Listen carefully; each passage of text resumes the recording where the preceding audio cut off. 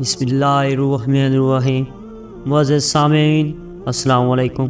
آج کا ہمارا ایپیسوڈ 15 ہے۔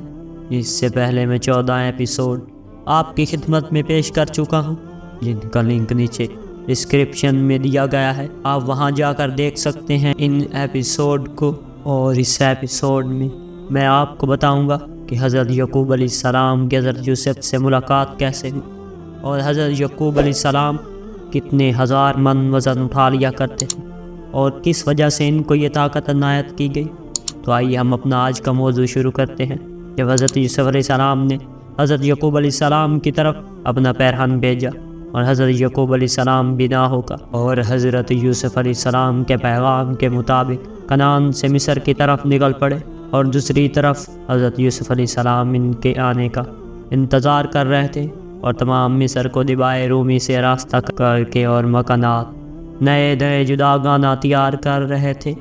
حضرت یوسف علیہ السلام وہاں اپنی لشکر بادشاہت کے مصر سے نکل کر 2 منزل آگے باپ کے استقبال کو آئے، اور ادھر حضرت یعقوب علیہ السلام کا یہ حال تھا کہ جب کسی سے راستے میں ملاقات ہوتی تو اس سے پہلے یہی بات دریافت کرتے کہ بتاؤ میرا یوسف کہاں ہے، کیا تم لوگوں میں ہے یا نہیں؟ وہ لوگ اس کے جواب میں کہتے کہ ہم لوگوں میں کیسے ہو سکتے ہیں، لوگ تو ان کے غلام ہیں۔ چنانچہ اسی راستے میں تقریباً 80 سوار اونٹ پر گزرے۔ ان سب سے حضرت یعقوب علیہ السلام نے حضرت یوسف علیہ السلام کا حال دریافت کیا۔ اس کے بعد حضرت یوسف علیہ السلام بذات خود نہایت بحشمت و دبدبہ لشکر کے ساتھ آ پہنچے، اور حضرت یعقوب علیہ السلام اس شطر کی عماری پر تشریف لائے جو حضرت یوسف علیہ السلام نے خاص اپنے والد محترم کے واسطے بھیجا تھا۔ چنانچہ راستے ہی میں باپ بیٹے میں ملاقات ہو، اور بعض تفسیروں میں لکھا ہے کہ ملک ریان نے حضرت یوسف علیہ السلام سے کہہ دیا تھا کہ جب اپنے والد بزرگوار سے ملاقات ہو تو اپنے گھوڑے سے نیچے نہ اترنا، اگرچہ اپنے باپ کی تعظیم واجب ہے لیکن بادشاہوں کا پیادہ ہونا مناسب نہیں۔ تب حضرت یوسف علیہ السلام یہ بات سن کر یہ تجویز عمل میں لائے کہ بادشاہ ریان کے حکم کی بھی تعمیل ہو جائے اور اپنے والد محترم بزرگوار کی تعظیم بھی بجا لا۔ تو وہ ایک مسجد میں نماز پڑھنے کے لیے جا اترے، اور اس کے بعد فوراً مشاہدے میں گئے۔ غیب سے ایک ندا آئی کہ اے یوسف، جو جس کا محب جانی ہوتا ہے تو اس کی ماں جیسی محبت ہوتی ہے۔ یہ آواز سنتے ہی حضرت یوسف علیہ السلام نے جانا کہ یہ ہدایت من جانب اللہ ہے، اور حضرت یعقوب علیہ السلام حضرت یوسف علیہ السلام کو دیکھتے ہی اپنی سواری سے اتر پڑے، اور محبت و تعظیم سے یوسف کو اپنی عماری پر اٹھا لیا، اور پھر دونوں مل کر بہت رو۔ یہ حال دیکھ کر تمام اہل لشکر بھی رو دی۔ ان کے رونے سے سب بھائی اور تمام لشکر پاپیادہ مصر میں آئے۔ بعد اس کے زور و بور نثار کی یہ خبر ہے، جب مصر حضرت یعقوب علیہ السلام لشکر میں یوسف کے آئے، اور ان میں نشان جتنے تھے وہ سب پست ہوئے۔ حضرت یعقوب علیہ السلام کا سر سب سے بلند ہوا، یہ دیکھ کر سب حیران و متعجب ہوئے، اور اسی اثنا میں دیکھا گیا کہ کبھی حضرت یعقوب علیہ السلام ہنستے تھے اور حضرت یوسف علیہ السلام روتے تھے، اور کبھی حضرت یوسف علیہ السلام ہنستے تھے اور حضرت یعقوب علیہ السلام روتے تھے۔ اسی میں ایک اشارہ ہے جو در حقیقت عاشقانہ کہلاتا ہے، یعنی کبھی عاشق روتے ہیں تو معشوق ہنستے نظر آتے ہیں، اور کبھی معشوق روتے ہیں تو عاشق ہنستے نظر آتے ہیں۔ پھر اس کے بعد حضرت یعقوب علیہ السلام اپنے تمام اہل بیت لے کر اسی قصر معلیٰ میں جا اترے جو کہ خاص حضرت یعقوب علیہ السلام کے لیے بنایا گیا تھا۔ حضرت یوسف علیہ السلام نے اپنے باپ کو لے جا کر شاہی تخت پر بٹھا دی، جیسا کہ اللہ تعالیٰ نے ارشاد فرمایا، اور بلندی پر تخت شاہی کے اپنے ماں باپ کو بٹھایا، اور پھر سب کے سب بھائی اس کے آگے سجدہ تعظیمی میں گر گئے۔ یہ سجدہ تعظیمی اس وقت شریعت میں جائز تھا، اب منع کر دیا گیا ہے۔ پھر سجدے سے اٹھ کر حضرت یوسف علیہ السلام نے اپنے باپ سے کہا، جیسا کہ اللہ تعالیٰ نے قرآن مجید میں ارشاد فرمایا، اور کہا یوسف نے، اے میرے باپ، یہ بیان ہے میرے اس پہلے خواب کا، اس کو میرے رب نے سچ کیا ہے، اور اس نے مجھ پر بہت احسان کیا ہے کہ مجھ کو قید خانے سے نکالا، پھر تم سب کو میرے پاس لے آیا، بعد اس چیز کے کہ جھگڑا اٹھایا مجھ میں اور میرے بھائیوں میں شیطان مردود نے، اور میرا رب ہر کام کو بذریعہ تدبیر کرتا ہے جس طرح چاہتا ہے، بے شک وہی خبردار حکمت والا ہے۔ اگلے زمانے میں سجدہ کرنا بڑوں کی تعظیم سمجھی جاتی تھی، اور فرشتوں نے بھی حضرت آدم علیہ السلام کو سجدہ کیا تھا، اور اس شریعت محمدیہ میں وہ رواج بالکل موقوف کر دیا، بلکہ سجدہ کرنا کسی مخلوق کو حرام کر دیا، اور حکم دیا کہ وَأَنَّ الْمَسَاجِدَ لِلَّهِ، تحقیق مساجد اللہ تعالیٰ کی ہیں، جن میں سجدہ کرنا اللہ تعالیٰ کو ہے اور اس کے سوا کسی اور کو نہیں۔ چونکہ کچھ احکام خداوندی پہلے کی شریعتوں میں جاری کیے گئے، جیسا کہ حضرت آدم علیہ السلام کے زمانے میں بہنوں سے نکاح جائز، پھر وہ موقوف کر دیا۔ اسی طرح سے یہ سجدہ تعظیمی کا حکم پہلے تھا، مگر شریعت محمدیہ میں ہمیشہ کے لیے موقوف کر دیا۔ پھر حضرت یوسف علیہ السلام نے کہا، اے میرے ابا جان، یہ وہی خواب ہے جو میں نے دیکھا تھا کہ آفتاب اور مہتاب اور 11 ستارے مجھ کو سجدہ کرتے۔ اب اللہ تعالیٰ نے وہی خواب میرا سچا کر دیا۔ بعد اس کے دوسرے دن تمام اہل مصر اپنے ہدیے و نذرانے حضرت یعقوب علیہ السلام کو پیش کیے، جو در حقیقت حساب و گنتی سے باہر ہے۔ وہ سب مال حضرت یوسف علیہ السلام نے اپنے بھائیوں کو دے ڈالا، اور پھر ملک ریان بھی حضرت یعقوب علیہ السلام کو دیکھنے آیا۔ خدا کے فضل و کرم سے، ان کی صحبت کی برکت سے وہ دین اسلام سے مشرف ہوا۔ پھر اس کے کئی لوگ آئے اور مشرف با اسلام ہوئے۔ حضرت یعقوب علیہ السلام کو جو دیکھنے جاتا، شمبے کا ایک نور ان کی پیشانی پر چمکتا ہوا دیکھتا، اور وہ نہایت ہی متحیر ہوتا، اور پھر وہ دین اسلام قبول کر لیتا۔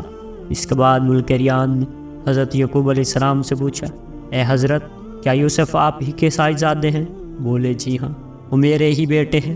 تب بادشاہ ریان نے کہا، میں ان سے بہت خوش ہوں، اور میں نے ہی اسی خوشی میں اپنی سلطنت کا اختیار اس کو دے دیا۔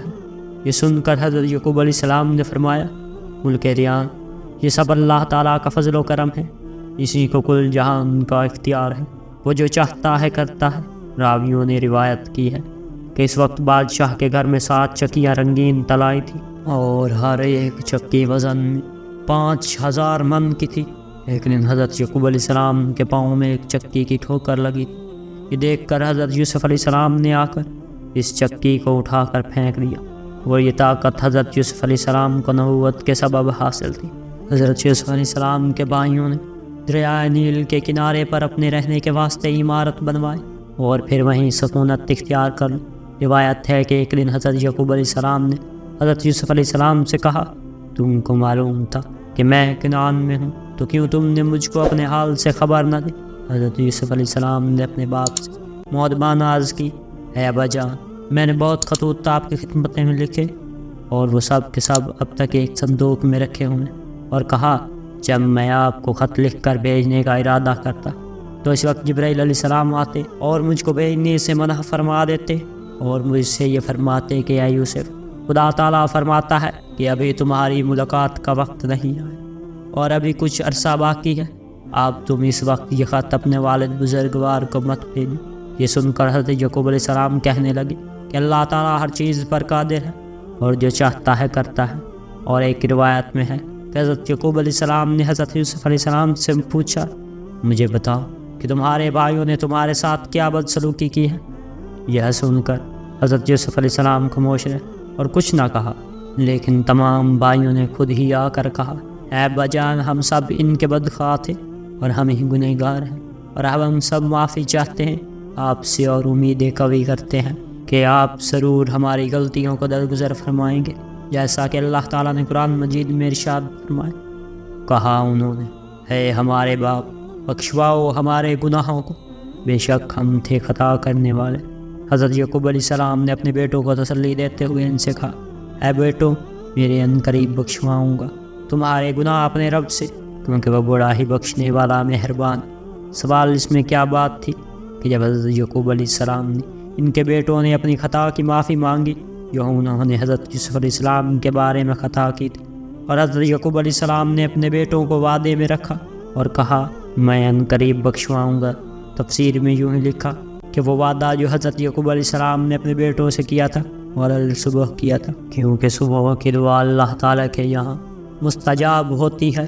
اور بعض مورخین حضرات نے یہ بھی لکھا ہے کہ حضرت یعقوب علیہ السلام نے اپنے بیٹوں کے حق میں دعا کرنے اس واسطے تاخیر کی تھی کہ حق تعالیٰ کسی کا گناہ اس وقت تک معاف نہیں کرتا جب تک کہ شخص کو راضی نہ کر لے جس کے حق میں غلطی اور گناہ کیا گیا، کیونکہ حضرت یعقوب علیہ السلام کے بیٹوں کا گناہ اور ظلم حضرت یوسف علیہ السلام کے حق میں تھا۔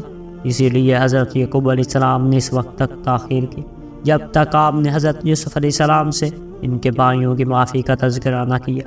جب حضرت یعقوب علیہ السلام نے حضرت یوسف علیہ السلام سے پوچھا، تم اپنے بھائیوں سے راضی و خوش ہو یا نہیں؟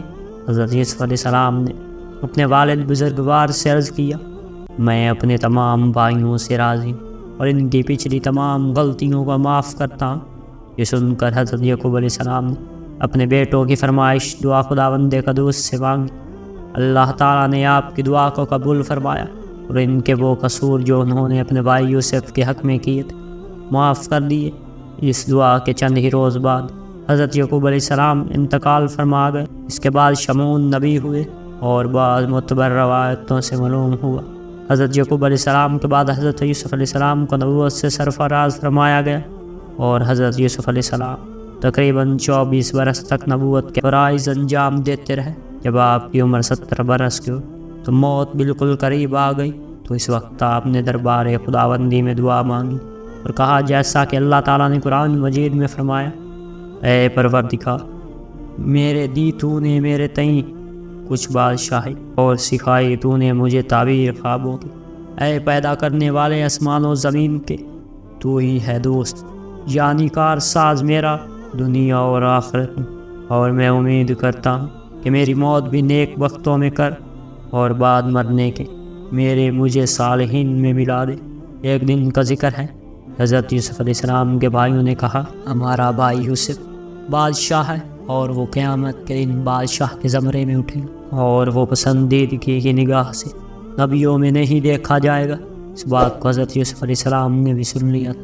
تبھی تو موت کے وقت خدا کی درگاہ میں دعا مانگی کہ اے میرے پروردگار، تو نے میرے تئیں بادشاہی دی دنیا میں، اور موت دے مجھ کو ایمان کے ساتھ اور آخرت میں انبیاء صالحین کے ساتھ ملا دے، اور 70 برس کی عمر میں رحلت فرمائے۔ اور روایت میں ہے کہ حضرت یوسف علیہ السلام کے بعد کے بعد دیگر تمام بھائی نبی ہوئے، اور اسی طرح سے انتقال ہوتا رہا، اور یہ حضرت موسیٰ علیہ السلام کے زمانے تک 12 قوموں پر مشتمل تھے۔ قرآن شریف میں مذکور ہے، اللہ تعالیٰ نے ان قوموں کو اسباط فرمایا ہے، اور اسباط کہتے ہیں بنی اسرائیل کو یعنی اولاد یعقوب کو، اور دوسرے بنی اسرائیل کو قبائل کہتے ہیں تاکہ تمیز ہو سکے ان دونوں فریقوں میں۔ باقی سب خدا جانتا ہے۔ وَمَا عَلَيْنَا إِلَّا الْبَلَاغُ الْمُبِينُ۔